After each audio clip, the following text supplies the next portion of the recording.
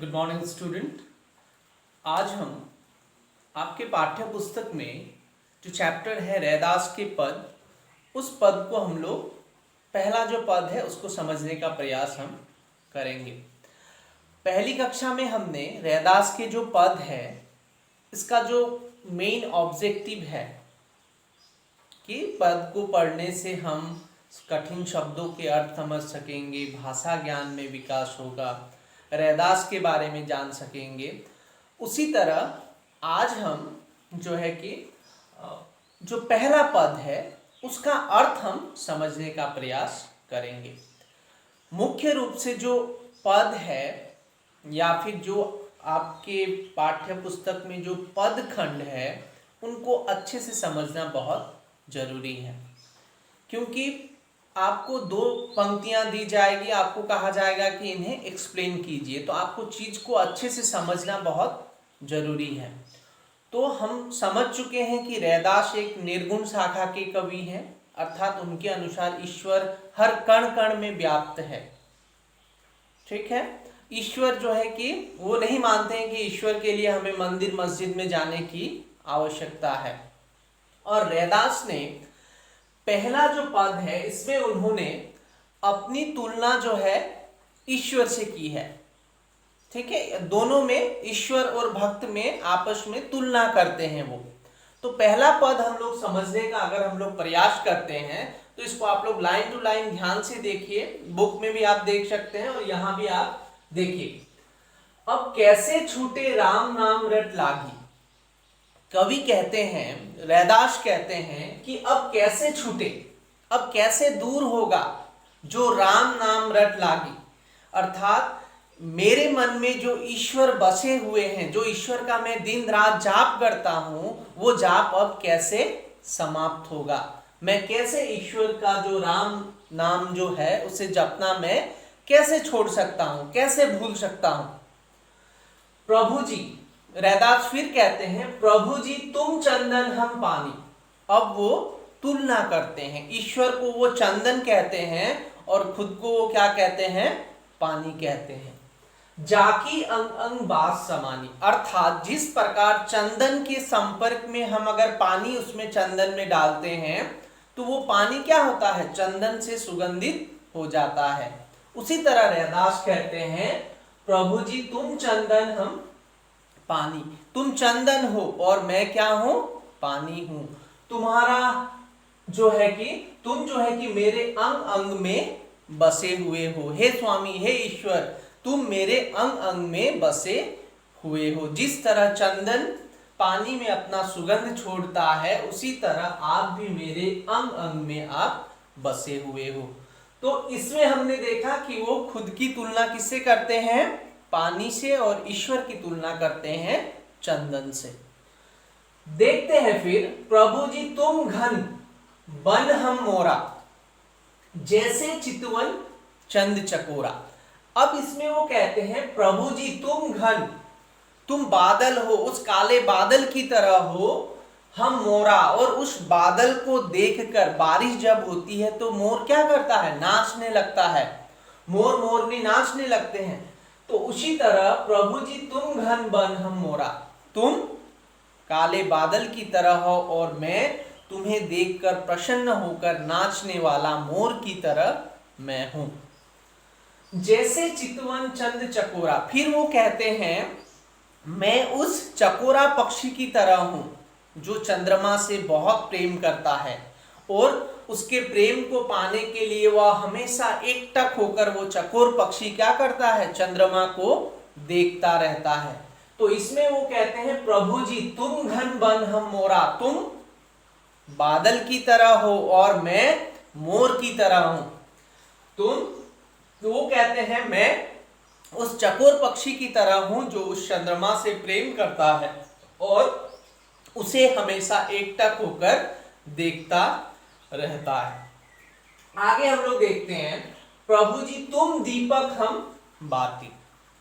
वो फिर तुलना करते हैं, प्रभु जी आप क्या हैं, दीपक हैं, दिया जो होता है दीपक है, और उस दीपक के अंदर जो जलने वाला बाती है वो कौन है, मैं हूं।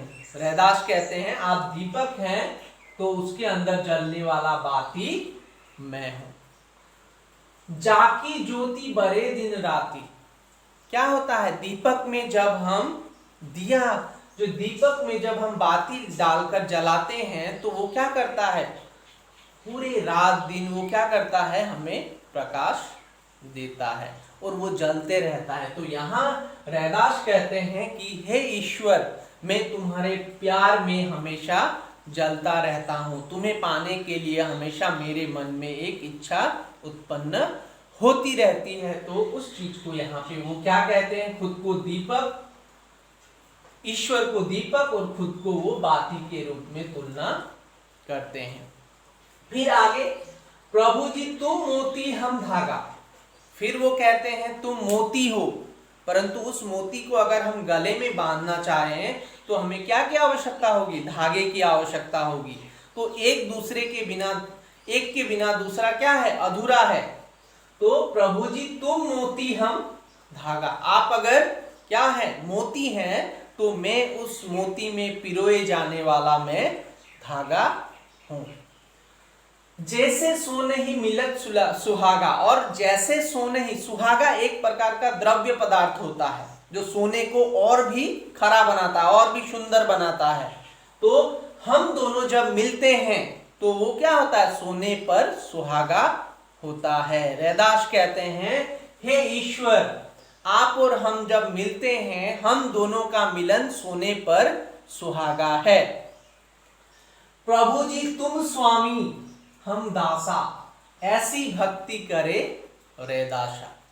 अभी वो कहते हैं प्रभु जी तुम स्वामी हम दासा, आप क्या है, स्वामी है मेरे, और ऐसी भक्ति करे रैदासा, और एक दास की तरह आपको मैं अपना स्वामी मानकर आपका मैं दास की तरह मैं आपकी भक्ति करता हूं, आपकी उपासना मैं करता हूं। तो इस पद में रैदास ने मुख्य रूप से, इस बात को समझिए कि रैदास ने मुख्य रूप से इस पद में ईश्वर और खुद की तुलना की है। वो कहना चाहते हैं कि एक दूसरे के बिना वो अधूरे हैं, और अंतिम में वो ये भी कहते हैं कि हे ईश्वर मैं आपका दास हूं, और दास बनकर ही मैं आपकी सेवा करता हूं। तो पहले वो क्या करते हैं, ईश्वर की तुलना चंदन से करते हैं। आपको प्रश्न उत्तर भी मिलेंगे अभ्यास के लिए, चीज पद को समझेंगे तो क्वेश्चन आंसर आप आसानी से लिख सकेंगे। प्रभु जी तुम चंदन हम पानी, वो कहते हैं तुम चंदन हो हे ईश्वर, तो मैं पानी हूं, और तुम्हारा हर एक सुगंध मेरे अंग अंग में बसा हुआ है। दूसरे में तुम बादल हो तो मैं मोर हूं, और मैं उस चकोर पक्षी की तरह हूं जो चंद्रमा को हमेशा एकटक होकर देखता रहता है। मैं भी है ईश्वर आपके प्रेम को पाने के लिए हमेशा आपकी उपासना करता हूं। प्रभु जी तुम दीपक हम बाती, फिर वो कहते हैं आप दीपक हैं तो मैं क्या हूं, बाती हूं, उसमें जलने वाला वो बाती मैं हूं। जाकी ज्योति बड़े दिन राती, और मैं आपके लिए हमेशा दिन रात आपकी प्रेम को पाने के लिए मैं जलता रहता हूं। प्रभु जी तुम मोती हम धागा, हे प्रभु आप मोती हैं तो मैं उसमें पिरोए जाने वाला धागा हूं। हम दोनों जब मिलते हैं तो क्या होता है, सोने पर सुहागा होता है, बहुत ही अच्छा होता है। सुहागा एक द्रव्य पदार्थ है जो क्या करता है, सोने को और शुद्ध बनाता है। तो रैदास कहते हैं आप मुझे और शुद्ध बनाते हैं, आप मुझे और भी शीतल बनाते हैं। प्रभु जी तुम स्वामी हम दासा, प्रभु जी आप क्या है, स्वामी हैं, और मैं आपका दास हूं।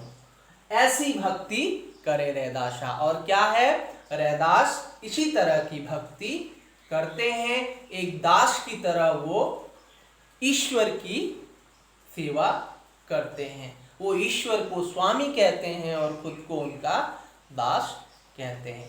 ये आपका पहला पद है, इसको आप, मुझे आशा करता हूं आप समझ चुके हैं। मैंने लाइन टू लाइन अच्छे से एक्सप्लेन किया है और वर्ड मीनिंग मैंने आपको दिया हुआ है। अगले दिन हम अगला जो पद है उसको समझेंगे और पाठ से संबंधित जो भी प्रश्न उत्तर हैं उसको हम लिखेंगे। Thank you.